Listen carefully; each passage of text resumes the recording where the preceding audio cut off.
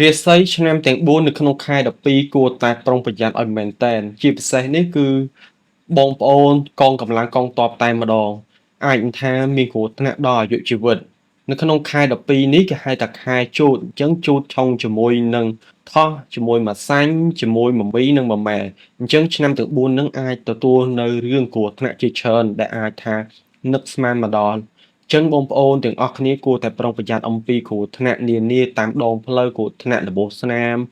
និងគេហៅថារបួសចេញឈាមចេញពីខ្លួនយើងដែលត្រូវកើតឡើងនឹងហើយរឿងសោយរឿងលាបពណ៌និង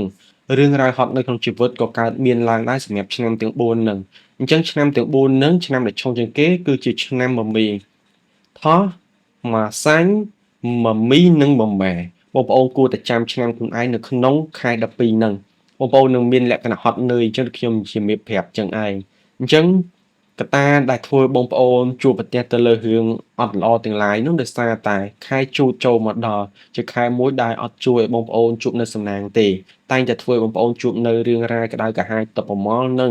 ធ្វើឲ្យខ្លួនឯងមានអារម្មណ៍សោកសៅពិបាកចិត្តហើយលុយកាក់ក៏ស្ទះទៅតាមនឹងដែរអញ្ចឹងបងប្អូននៅក្នុងទស្សនវិជ្ជានៅក្នុងខែ12ដល់ថ្ងៃទី10ទៅហើយអញ្ចឹងបងប្អូនអាចនឹងពិសោធន៍ជីវិតពិតខ្លួនឯងបានក្នុងចន្លោះពីដើមខែរហូតទៅដល់ថ្ងៃទី10នេះថាបងប្អូនជួបនឹងអីខ្លះសំណាងអខអីខ្លះល្អខ្លះបងប្អូនហត់នៅនឹងការងារដែរអត់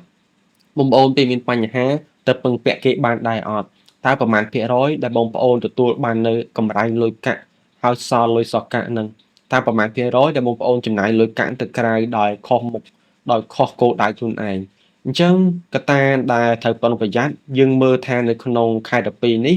ថ្មីនេះថ្ងៃ8 9 10គឺកំពុងតែផ្ទុះសង្គ្រាមកើតឡើងខ្លាំងមែនតើអញ្ចឹងអ្នកដែលមានគ្រោះថ្នាក់ច្រើនជាងគេអាចនឹង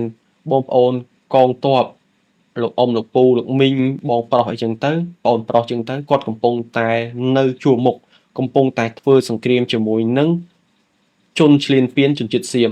អញ្ចឹងធ្វើឲ្យបងប្អូនទាំងអស់នឹងមានផលលំបាកជាច្រើនយកជីវិតទៅបដូរអញ្ចឹងនៅក្នុងករណីបងប្អូនដែលកំពុងតែរងគ្រោះនៅរឿងភ្លើងសង្គ្រាមបងប្អូនដែលចម្លៀសបងប្អូនដែលស្វែងរកទីទួលសុវត្ថិភាពខ្ញុំបាទសូមជូនពរឲ្យបងប្អូនទាំងអស់គឺទទួលបាននៅសុខសុវត្ថិភាពគ្រប់គ្នានៅក្នុងខែ12ទាំងអស់គ្នាហើយសូមឲ្យបងប្អូនកងកម្លាំងទ័ពទាំងឡាយគឺប្រយុទ្ធឈ្នះនៅសត្រូវឈ្លានពានទទួលបាននូវភាពជោគជ័យនិងសុវត្ថិភាពគ្មានរបួសស្នាមនិងទទួលបាននូវសំណាងល្អក្នុងជីវិតក្នុងខែ12តែម្ដងដោយសារតែរឿងរ៉ាវទាំងអស់នឹងហើយបាទខ្ញុំលើកយកឆ្នាំទាំង4ហ្នឹងឲ្យបងប្អូនមានការប្រុងប្រយ័ត្នអញ្ចឹងសួរតែឆ្នាំផ្សេងទៀតគឺឆុងអត់គឺឆ្នាំផ្សេងទៀតគឺឆុងដូចគ្នាដែរប៉ុន្តែមានលក្ខណៈថាតិចតួចទេប៉ុន្តែកត្តា4ឆ្នាំហ្នឹងគឺឆុងខ្លាំងអាចនឹងមានរឿងគ្រោះថ្នាក់ដល់ជីវិតច្រើនជាងឆ្នាំផ្សេងឆ្នាំផ្សេងឧទាហរណ៍ថាគេគ្រោះថ្នាក់2 3អញ្ចឹងទៅយើង10 20អញ្ចឹងទៅអញ្ចឹងនៅត្រង់ហ្នឹងត្រូវតែប្រយ័ត្ននៅក្នុងទស្សនវិជ្ជាការងារជាក់ស្ដែងនៅក្នុងខែ12បើខ្ញុំនិយាយអំពីការងារទូទៅគឺមានអារម្មណ៍ថាហត់តាំងពីដើមខែមកហើយគម្រោងផែនការទាំងឡាយដែលត្រូវធ្វើក៏ជួបប្រទះទៅលើរឿងរ៉ាវណាដែលនឹកស្មានមិនដល់ធ្វើហើយមិនចេះចប់មិនចេះហើយនៅតែធ្វើការងារនោះហើយធ្វើហើយសួរថាបានប្រយោជន៍មកខ្លួនឯងអត់គឺអត់ទៀតធ្វើហើយមានតែភាពរឿងរ៉ាវបញ្ហាចូលក្នុងជីវិតចេះឆ្នាំទី4ហ្នឹងគឺអារម្មណ៍ដួងចិត្តក្នុងការងារក្នុងធ្វើការស្ថាប័នឬក្រុមហ៊ុនផ្សេងគឺបែបហ្នឹងតឹងទ្រូងតបប្រមាល់ហើយធ្វើឲ្យខ្លួនឯងហ្នឹងគឺចេះតែនឿយហត់ណាធ្វើមិនចេះចប់មិនចេះហើយក្នុងការងារហើយត្រូវមាត់គេទៀតធ្វើឲ្យត្រូវមាត់គេទៀតហើយយើងចង់ធ្វើឲ្យល្អសោះហ្នឹងបែរជាត្រូវមាត់គេអញ្ចឹងកន្លែងហ្នឹងគួរតែប្រយ័ត្នហើយខ្លួនឯងជាមនុស្សម្នាក់ដែលចូលចិត្តជួយគេយើងអូនធ្លាក់ហើយណាឆ្នាំទាំង4ហ្នឹងទៅជួយគេហើយគេស្ដីបន្ទោសថែមទៀតផងហ្នឹងហើយដោយសារតែពាក្យថាយអូនដាក់រិស័យដាក់ហ្នឹងគឺបែបហ្នឹងធ្វើល្អយ៉ាងណាក៏ដោយក៏នៅតែអត់ល្អដែរអញ្ចឹងបងប្អូនគួរតែប្រយ័ត្នខ្លួនឯងជានិច្ចចាំគេមកសុំយើងឲ្យជួយទៅចាំយើងជួយគេអាហ្នឹងវាល្អជាងប៉ុន្តែនៅក្នុងករណីកងទ័ពកំពុងតែធ្វើសង្គ្រាមខ្ញុំសូមដកចេញសិនព្រោះខ្ញុំបានជំរាបប្រាប់មុននឹងហើយឥឡូវខ្ញុំសូមតែនិយាយការងារជាក់ស្ដែងតែប៉ុណ្ណោះអំពីគេហៅថាជនស៊ីវិលអញ្ចឹងទស្សនវិជ្ជាពួកគាត់គឺបែបហ្នឹងចាំគេមកពឹងពាក់ទៅចាំជួយគេហើយដំណឹង ជាច្រើនចូលក្នុងខែ12សុទ្ធតែជាដំណឹងសោកសៅនិងជាដំណឹងមួយដែលខកចិត្តខកអំណងអញ្ចឹងកន្លែងហ្នឹងក៏ត្រូវទទួលយកដែរផលសំណាងគឺមានតិចតួចទេនៅក្នុងខែ12ហ្នឹងគឺអាចថាលៀបនិងសំណាងល្អគឺមានត្រឹមតែ20ទៅ30%តែប៉ុណ្ណោះអញ្ចឹងកន្លែងហ្នឹងគឺបងប្អូនត្រូវតែប្រយ័ត្នខ្លួនឯងហើយនៅក្នុងទស្សនវិជ្ជាការងារជាក់ស្ដែងអំពីការរើស៊ីអញ្ចឹងការរើស៊ីក៏ដូចគ្នាដែរតើការងារប្រវត្តិហើយការរើស៊ីមិនដែលថាស្រួលទេក៏ពិបាកដូចគ្នាដែរអញ្ចឹងនៅក្នុងករណីហ្នឹងបងប្អូនគួរតែទទួលយកទៅការនឿយហត់ឬក៏លក់ដូរដាច់ពេកទៅហត់ទៅឬក៏លក់ដូរដាច់ពេកទៅខ្វះអីវ៉ាន់ខ្វះអីឲ្យគេទៅអាហ្នឹងក៏ជាបញ្ហាមួយនៅក្នុងយើងដែរប៉ុន្តែយើងបានលុយយើងខ្វះអីវ៉ាន់លក់ចេញលក់ចូលបែបជាលក់តែអីវ៉ាន់ចាស់អីវ៉ាន់ថ្មីអត់មានអានោះត្រង់ហ្នឹងវាជាបញ្ហាដែលបងប្អូនគួរតែរកអីវ៉ាន់មកទុកដើម្បីលក់តទៀតកុំឲ្យថាទិញហើយដាច់ស្តុកឡើងថ្លៃហើយយើងលក់ដូរខាតតាមហ្នឹងឬក៏ដាច់ម៉ូយទៅតាមហ្នឹងអញ្ចឹងអាចថាការដែលយើងរកស៊ីហ្នឹងជួបប្រទះលើបញ្ហាបែបហ្នឹងស្មុគស្មាញជាងលុយចូលមែនក៏ប៉ុន្តែស្មុគស្មាញដាច់អីវ៉ាន់ដាច់ស្តុកចឹងទៅហើយមានអ្នកប្រកួតប្រជែងជាមួយយើងច្រើនហើយបងប្អូនខ្លះទៀតក្នុងឆ្នាំទី4ហ្នឹងគឺកំពុងតែយ៉ាប់ហើយតានតឹងមែនតើនៅក្នុងការរកស៊ីលក់ដូរអត់ដាច់ចឹងទៅហើយមានអារម្មណ៍ថាដូចជាអីម៉ូបាំងមុខយើងដូចជាមានអ្នកធ្វើផ្លូវល្ងឹតអាគមអីចឹងទៅចឹងនៅក្នុងនោះបងប្អូនគួរតែប្រុងប្រយ័ត្នហើយអំពីរឿងរ៉ាវគ្រួសារក៏អត់ល្អដែរគឺក្នុងចុងឆ្នាំ2025ខែ12ហ្នឹងបងប្អូនគួរតែប្រយ័ត្នដូចគ្នាការព្រោះនៅមួយក្រុមគ្រួសារគឺអត់យល់ចិត្តទេតែងតែទាស់ស្ដីតែងតែជួបនៅបញ្ហាតែងតែអត់យល់ចិត្តយល់ថ្លើមគ្នាធ្វើឲ្យមានសម្ពាធរៀងៗខ្លួនបងប្អូនត្រូវតែប្រយ័ត្នត្រង់ហ្នឹងហើយអំពីរឿងរ៉ាវទាក់ទងមិត្តភាពអីក៏ដូចគ្នាដែរមិនសូវជាល្អទេតែកម្មកុសគ្នាមានអារម្មណ៍មួយថាហត់នឿយនឹងមិត្តភាពចង់បំបាច់មិត្តភាពទាំងអស់ចង់រស់នៅតែឯងចឹងទៅហើយអំពីស្នេហាវិញឃើញថាស្នេហាឆ្នាំទី4ហ្នឹងគឺជួបប្រទះនៅលើរឿងរ៉ាវ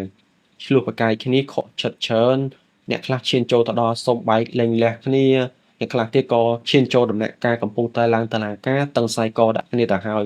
យស្នេហាបើមិនចេះសម្របសម្រួលគ្នាវិញទេនោះនឹងបែកបាក់គ្នាមែនតើនៅក្នុងខែ12ហ្នឹងអញ្ចឹងបើឆ្លោះគ្នាចេះសម្របសម្រួលគ្នាគឺអត់បែកគ្នាទៅណាទេនៅតែត្រូវគ្នាអញ្ចឹងរឿងស្នេហាបែបហ្នឹងហើយអ្នកនៅ single គួរតែកុំទាន់អាចចាប់ដៃគូពិតប្រាកដអីក្នុងខែ12ហ្នឹងអាចស្វែងរកធម្មតាយកចិត្តគ្នាបានហើយស្គាល់គ្នាធម្មតាបានហើយអញ្ចឹងលក្ខណៈហ្នឹងគឺយើងអាចការពារខ្លួនអំពីមនុស្សបោកប្រាស់ផ្លូវចិត្តយើងផ្លូវកាយនិងផ្លូវភេទផងដែរអញ្ចឹងវាធ្វើឲ្យយើងហ្នឹង